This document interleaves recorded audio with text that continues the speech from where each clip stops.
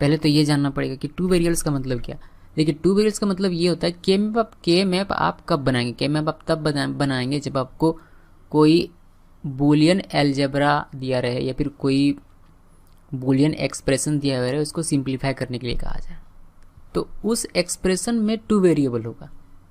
जैसे कि एग्जाम्पल के तौर पर अगर देखें, जैसे कि एक फंक्शन है, ये इस फंक्शन को ही हम लोग एक्सप्रेशन कहते हैं, ठीक ना। तो उसमें कंफ्यूज नहीं होना, कभी मैं अगर बूलियन फंक्शन कहूँ फिर बूलियन एक्सप्रेशन कहूँ। तो मान लीजिए कि एक फंक्शन है जिसमें कि ए बी प्लस आपका बी कॉम्प्लीमेंट ए, इस तरह का कोई आपको एक्सप्रेशन दिया रहा, तो इसमें क्या, इसमें देखिए टू वेरिएबल है, वेरिएबल नंबर 1 वेरिएबल नंबर 2, ये दो वेरिएबल है। ये कॉम्प्लीमेंट में हो तो भी सेम काउंट किया जाएगा, यानी कि ए जैसे कि बी और बी कॉम्प्लीमेंट, ये दो अलग अलग नहीं माने जाएंगे, ये सेम वेरिएबल माने जाएंगे। तो यहाँ ये दो वेरिएबल है। तो इस तरह का जब आपका रहता है तब आप कैसे, यहाँ आप दो टर्म को दो वेरिएबल नहीं समझना, ठीक है। यहाँ जो लिखा जाता है, जैसे कि अगर यहाँ अगर इस तरीके से भी हो तो भी ये दो वेरिएबल ही कहलाएगा, ए और बी, ठीक है। तो जब इस तरीके का आपका एक्सप्रेशन रहता है, जब इस तरीके का आपका बूलियन फंक्शन रहता है, तो उस केस में आपको टू वेरिएबल का टेबल बनाने की आवश्यकता पड़ती है। अब टू वेरिएबल का टेबल बनाते हैं कैसे, ये फर्स्ट स्टेप है हमारा के मैप के थ्रू किसी भी बूलियन एक्सप्रेशन को सिंप्लीफाई करने का। सो टू वेरिएबल का के मैप बनाने के लिए आपको इस तरीके का एक टेबल बनाना पड़ेगा।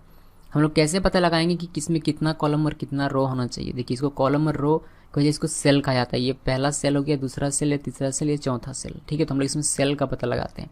कैसे पता लगाते हैं, सेल का पता लगाने के लिए एक फॉर्मूला है हमारे पास 2n, जिसमें n क्या है, नंबर ऑफ वेरिएबल है।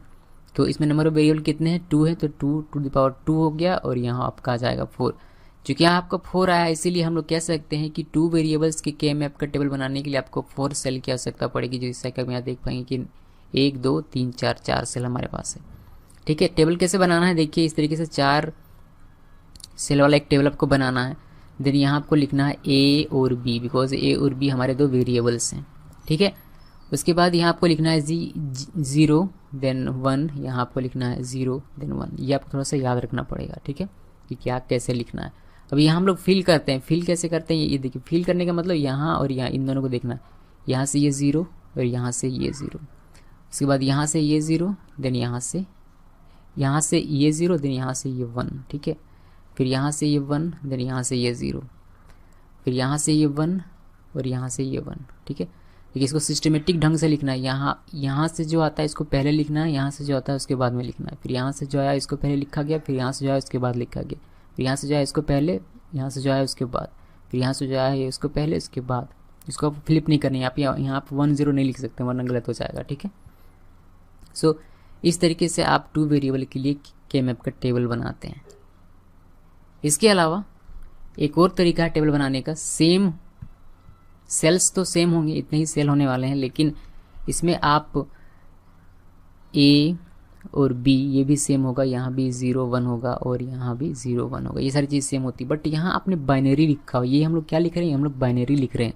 तो बाइनरी लिखने के बजाय आप डायरेक्ट यहाँ डेसिमल भी लिख सकते हैं। 0 0 0 का 0 0 बाइनरी में तो डेसिमल में 0 हो जाएगा, 0 1 बाइनरी में तो ये आपका 1 हो जाएगा, देन 1 0 बाइनरी में तो ये आपका 2 हो जाएगा, और 1 1 बाइनरी में तो डेसिमल में ये 3 हो जाएगा। इसका क्या बेनिफिट है और इसका क्या बेनिफिट है, ये सारी चीज़ें हम लोग बाद में डिस्कस करेंगे जब हम लोग प्रैक्टिकल एग्जांपल देखेंगे तब, ठीक है।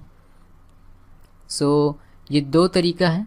एक और तरीका हमारे पास अवेलेबल है टेबल को, इसी टेबल को बनाने का, जिसमें कि आप डायरेक्ट एक्सप्रेशन को लिखते हैं, जिससे कि ए बी हो गया। तो यहाँ 0 आपने लिखा हुआ है तो आप यहाँ लिखिए बी कॉम्प्लीमेंट, यहाँ 1 लिखा हुआ है तो यहाँ लिखिए बी।